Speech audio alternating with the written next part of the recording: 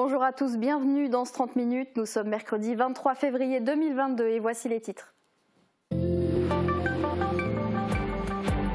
Un nouveau protocole sanitaire dans les écoles est en place depuis ce lundi.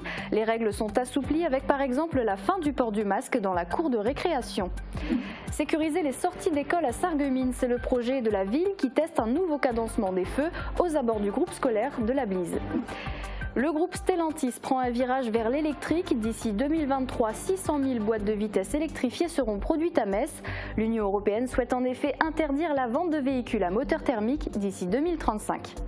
Et enfin, une nouvelle fiction est dans les bobines à Sarreguemines. L'association iCam Productions tourne son second métrage, la suite du film Highwaymen, sorti l'an dernier.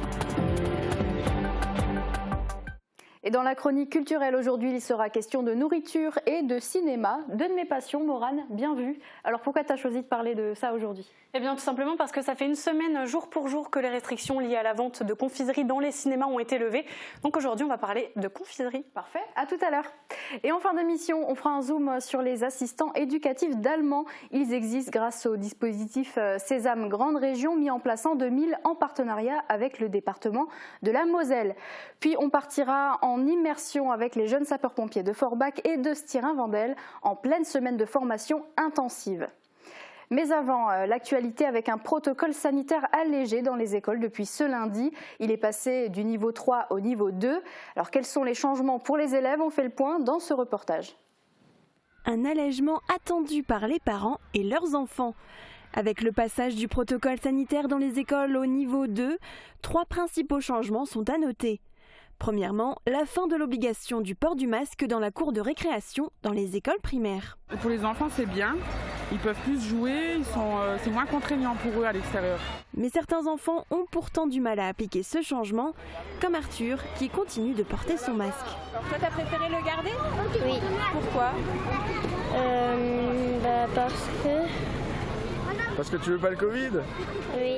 Autre allègement qui sera mis en place le 28 février pour les cas contacts, les élèves n'auront plus besoin d'effectuer 3 autotests, mais un seul au bout de 2 jours. Les parents n'auront par ailleurs plus besoin de remettre une attestation sur l'honneur après le premier autotest. On ne savait pas quand est-ce que les enfants seraient pris en charge à l'école, donc forcément c'était des vraies difficultés, alors pour certains parents plus que d'autres. Mais bon, on n'a pas le choix, on est obligé de s'y plier. Ils en ont assez maintenant, ouais. Ils veulent plus se faire tester. Les règles de brassage des élèves sont allégées également. Ils devaient être répartis par classe pour la cantine par exemple. Ils peuvent désormais être mélangés uniquement avec leurs camarades de même niveau, ce qui peut leur permettre d'intégrer une autre classe dans le cas de l'absence d'un professeur. Et la sortie des écoles est un endroit où les automobilistes et les enfants doivent redoubler de vigilance.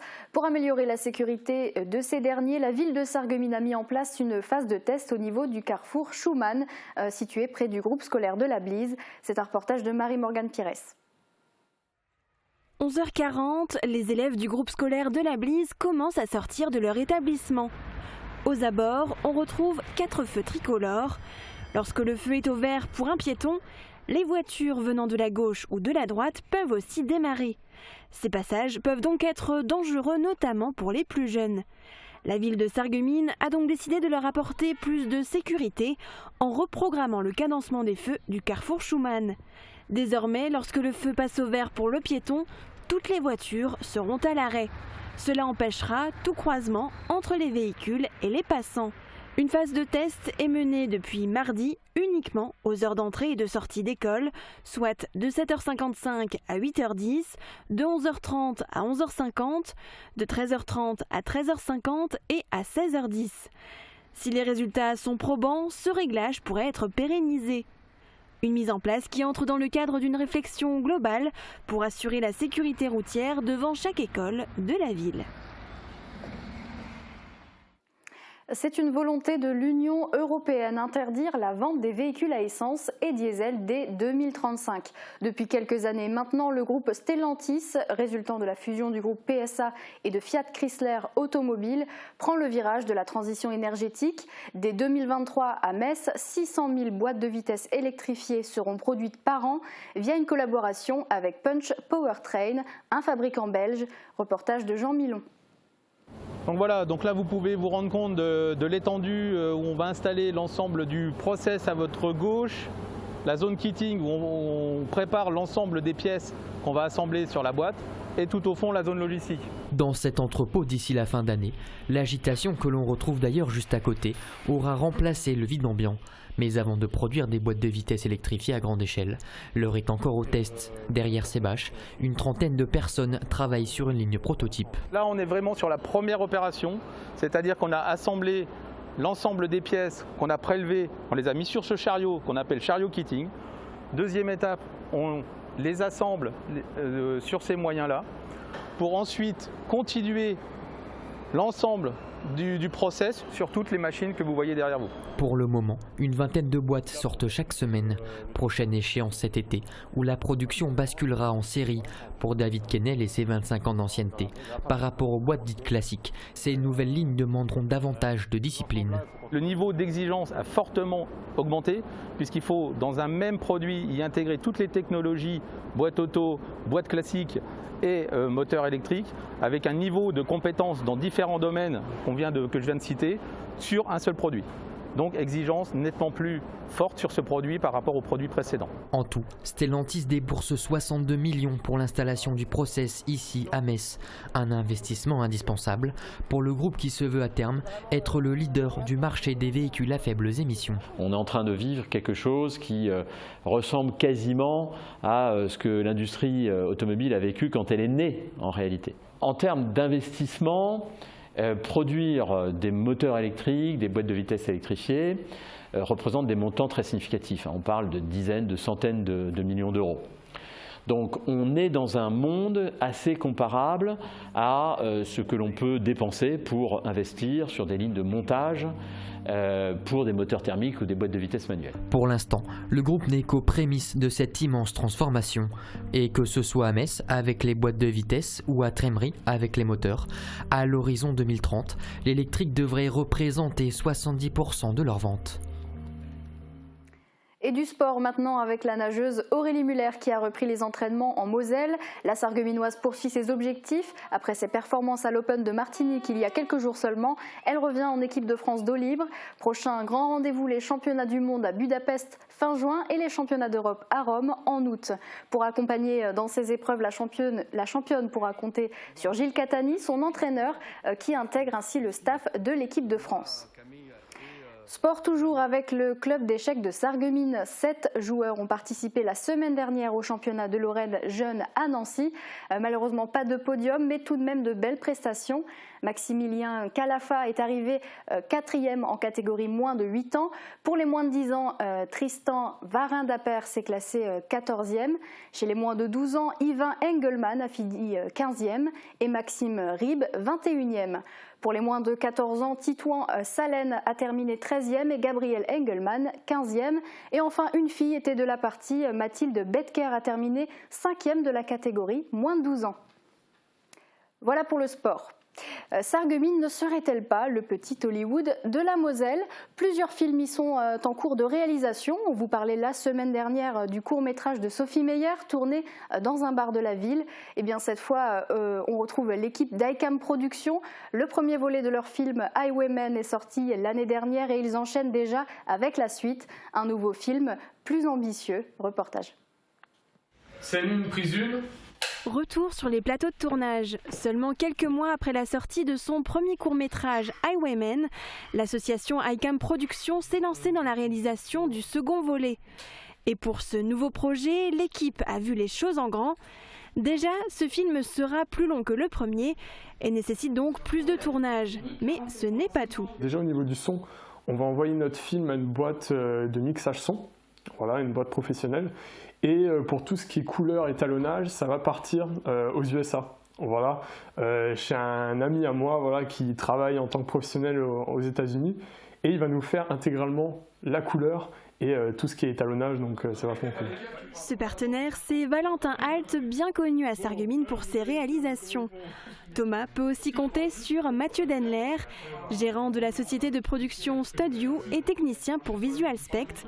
Il a déjà collaboré avec lui pour le premier film et a à nouveau fait appel à son avis d'expert. Mais tu vas coucher ou non, s'il te plaît? Il avait besoin d'avis, de toute façon, à droite à gauche, sur tout ce qui était disposition, cadrage, composition de l'image, peut-être un peu les lights. Il a toujours besoin d'un avis, Thomas, voilà, c'est normal. On ne peut pas faire ça comme ça en one shot. Pour le tournage de ce film, une 50aine de personnes est mobilisée, sans compter les nombreux figurants. Parmi les comédiens, plusieurs visages du premier court-métrage retrouvent leur rôle. iCam Productions tournera aussi avec Emery Carter, comédien professionnel qui a notamment joué dans la série Bad Banks, diffusée sur Netflix. Il a répondu à notre casting et ensuite on est rentré en contact avec lui tout simplement et puis il est vachement partant pour nous aider et on tournera avec lui une des plus grosses scènes de notre film le 23 avril. Autre nouveauté et pas des moindres, iCam Productions souhaite organiser une avant-première du film au Cinéma Forum de Sarreguemines. Il sera également présenté à plusieurs festivals. La sortie de Highwaymen 2 est prévue pour 2023. Silence et action. Et pour aider l'association au financement de son projet, une cagnotte en ligne est mise en place. L'adresse s'affiche en bas de votre écran. Allez, place maintenant à la culture, c'est l'heure de la chronique culturelle de Morane.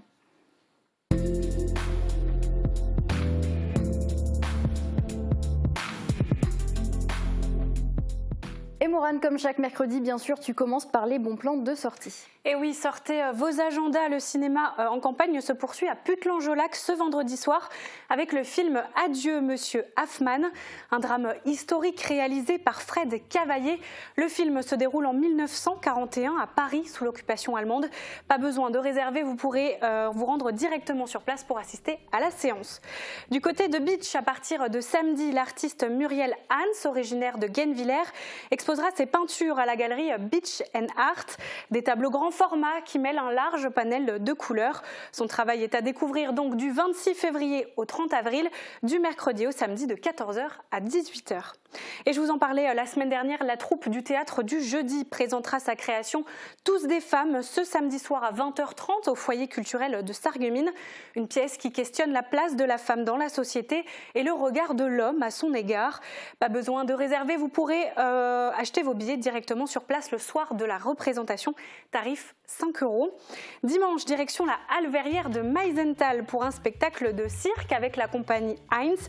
Le duo d'artistes suisses vient présenter sa création Zwei qui mélange éléments acrobatiques, tours de cirque et la magie théâtrale. C'est à 16h dans la boîte noire et vous pouvez réserver vos places sur le site internet de la Halle Verrière. Notez également qu'à Sarreguemines, une projection de film est prévue ce dimanche à 15h. C'est l'association Sarreguemines Passion qui l'organise en partenariat avec les musées de Sarreguemines. Au programme, un vieux film sorti en 1939, réalisé par Gustav Stoskopf. Ça s'appelle Der Herr Meer. L'entrée est gratuite et ça se passe à l'auditorium du Casino. Et je le redis, ce week-end, du côté de Beach, c'est aussi le concert du Lorraine Jazz Big Band à l'espace Cassin. Un concert exceptionnel de plus d'une vingtaine de musiciens venus de France et d'Allemagne.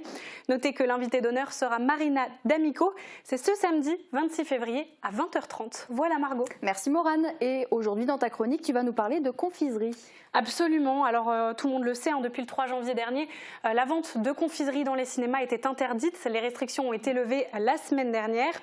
Donc on peut enfin manger dans les salles obscures. C'est donc le grand retour du fameux popcorn. Et oui, et Margot, sais-tu qui a inventé cette fameuse machine à popcorn? Non, mais tu vas me le dire. Et oui, c'est un certain monsieur Charles Cretors qui va présenter une machine ambulante et roulante lors de l'exposition universelle de Chicago en 1893.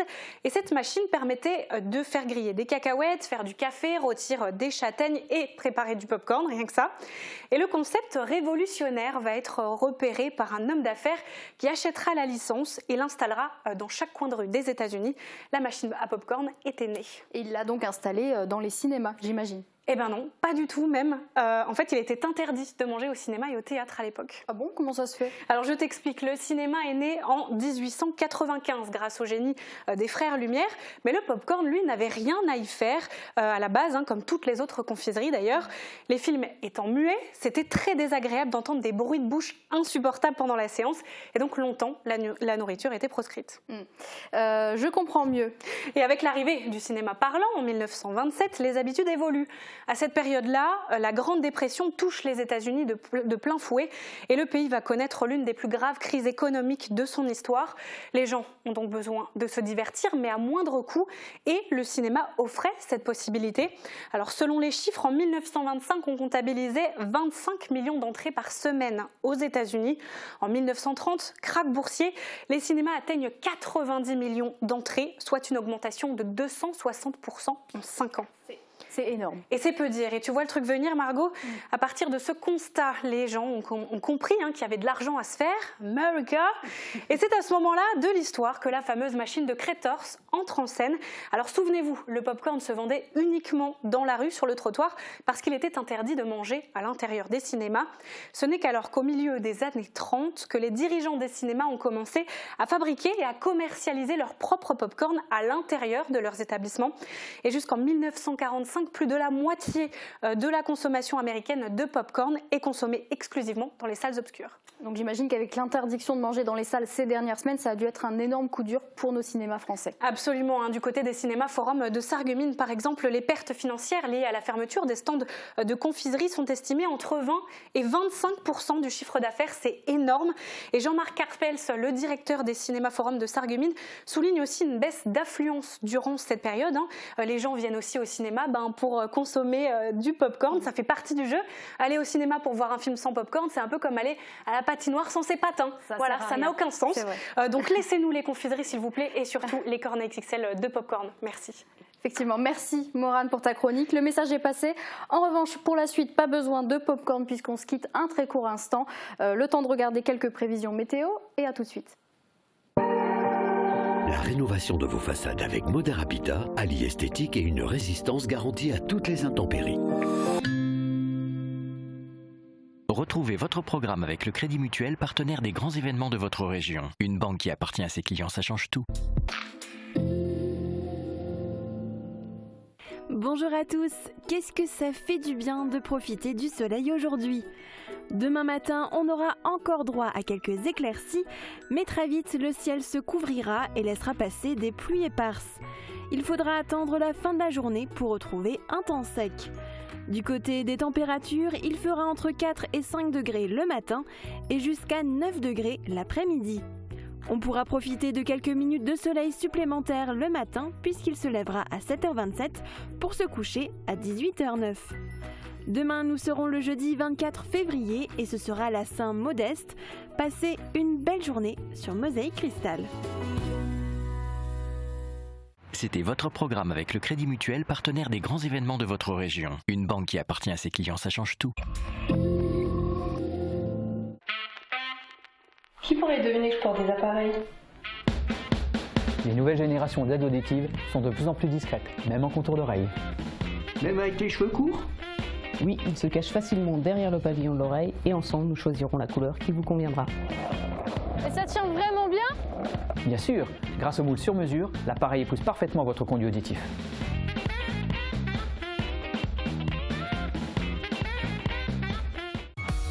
Et si les créateurs italiens influençaient l'aménagement de votre maison?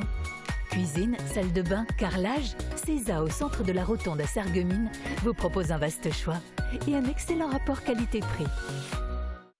Et si vous bénéficiez de la force de votre télévision locale pour votre communication? Mosaïque Cristal, des publicités sur mesure, un ancrage local fort et une diffusion jusqu'à 32 fois par jour. Diffusez-vous pendant toute une année à partir de 150 € par mois. Contactez notre service commercial au 06 63 14 36 34. Contre la transmission, pensons aération. Quand on parle, quand on rit et même quand on respire, des micro-gouttelettes invisibles à l'œil nu restent en suspension dans l'air et peuvent transmettre le virus du Covid-19.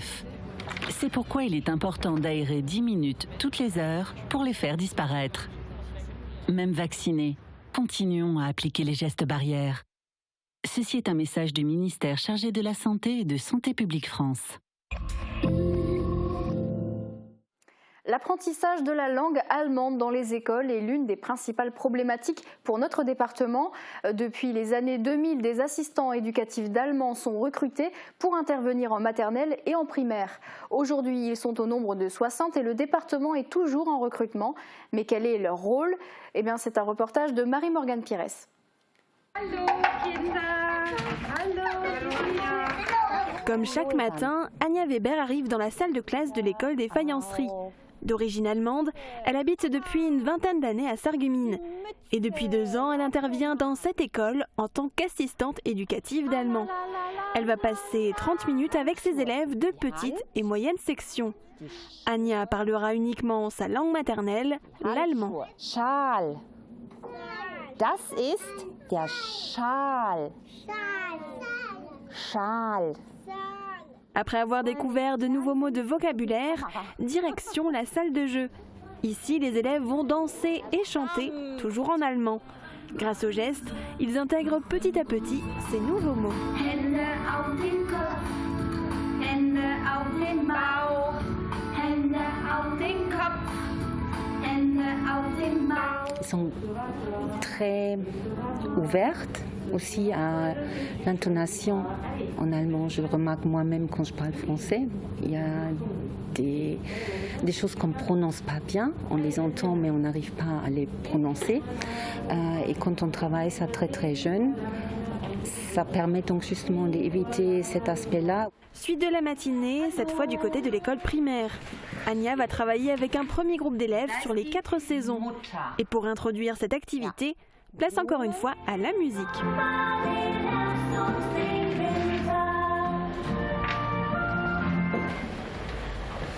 Wie heißen die Kinder, Dina? Winter. Ja, der Winter. Même si ça semble peut-être un peu bizarre, mais j'aime bien qu'eux, ils font vraiment attention à ce qui se chante. Parce qu'au départ, ils vont certainement se dire « je ne comprends rien », mais pour que justement ils apprennent, parce qu'ils savent déjà certains mots, qu'ils connaissent certains mots, et même si on ne comprend pas toute la phrase, mais de faire attention à ces petits mots-là.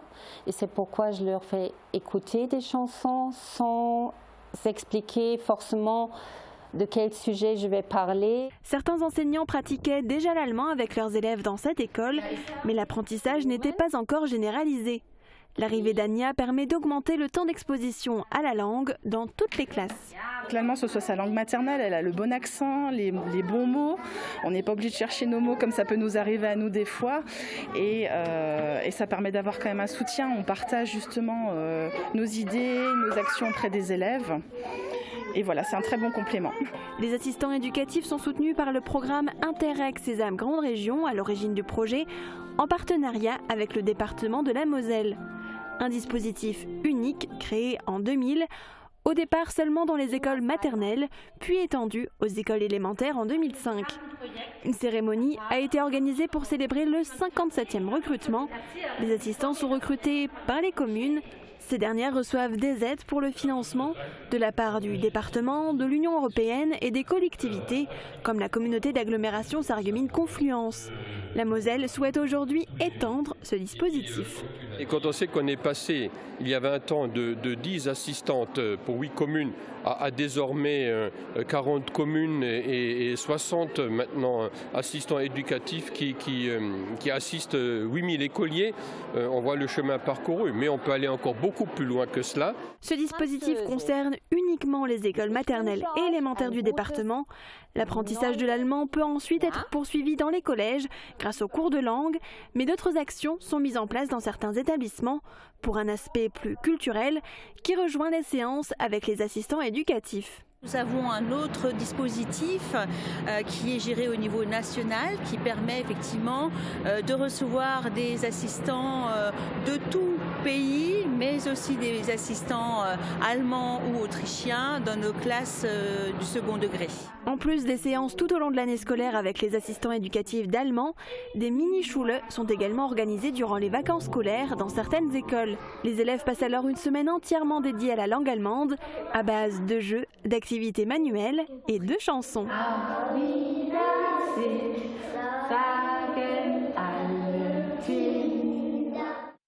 Plongeons maintenant dans l'univers des jeunes sapeurs-pompiers. C'est une formation qui se déroule sur 4 ans. Exemple tout de suite avec 13 jeunes sapeurs-pompiers issus des sections de Forbach et Stirin-Wendel. Valentine Klein les a suivis en exercice pratique à l'issue d'une semaine intensive de 40 heures de stage. Regardez.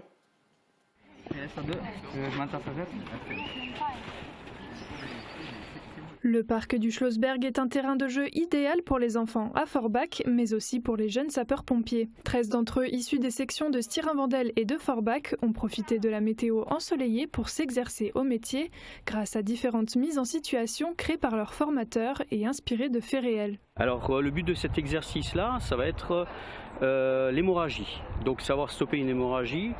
Le jeune garçon, là, on est en train de simuler un travail de bûcheronnage, où le collègue était en bas et au moment où la branche est tombée, elle lui est tombée dessus et il y a une des branches qui lui est rentrée dans la jambe. Quand les secouristes vont venir, lui ne sachant pas quoi faire, il va retirer un morceau de bois, ce qui est très dangereux car on risque d'aggraver encore la partie hémorragique. Chacun leur tour et par équipe, ils viennent en aide aux fausses victimes sous les yeux attentifs de leurs formateurs et de leurs camarades. Du coup, il y a 2 personnes qui sont venues, de nos camarades qui ont intervenu. Et ça aide à apprendre parce qu'on voit comment eux ils font, comment moi j'aurais pu faire à leur place, s'ils font des choses bien, s'ils font des choses mal, s'ils font bien attention du coup à la victime, puisque c'est ce qu'ils font, c'est toujours rester avec. Et donc eux, je trouve qu'ils ont super bien fait. Et donc ça aide toujours à voir et à faire la victime. Toute l'après-midi, les formateurs ne manquent pas d'idées pour créer des mises en scène variées et ainsi permettre aux jeunes d'être plus confiants dans leurs futures interventions. Un stress en moins selon Emma, la seule fille du groupe qui apprend également à être plus assurée dans le feu de l'action. C'est vrai que c'est plus dur parce qu'il faut s'affirmer, parce que c'est vrai que là on est entouré de garçons, donc c'est vrai qu'il faut s'affirmer, il ne faut pas avoir peur de dire moi faut faire ça, faut faire ça, voilà. Mais après c'est vrai que voilà, c'est compliqué, c'est sûr. Retour à la base en fin d'après-midi. Après une courte pause, c'est déjà reparti pour d'autres exercices. En tout, ils effectueront 40 heures de modules durant cette semaine, entre théorie et pratique, pour la dernière ligne droite de leur 4e et dernière année de formation, qui peut débuter dès l'âge de 12 ans. Pour devenir jeune sapeur-pompier, le recrutement se fait de 12 ans à 14 ans. À savoir qu'il y a 4 ans de formation. Donc si le jeune commence à 14 ans, ça le fait terminer à 18 ans. Donc l'idéal, ça serait qu'il commence à 12 ans pour terminer à 16 ans.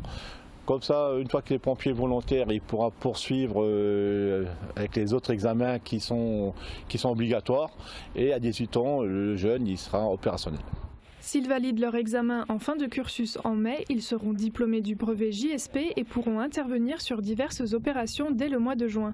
Certains ont déjà l'ambition de se professionnaliser par la suite. Certains qui sont intéressés pour devenir pompier professionnel, donc à savoir pompier professionnel, c'est un concours national.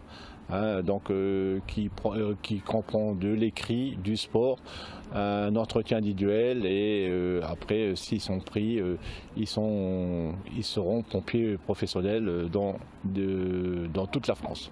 Une nouvelle section de JSP verra le jour en septembre. Ces promotions sont essentielles pour assurer un vivier de sapeurs-pompiers volontaires sur tout le territoire.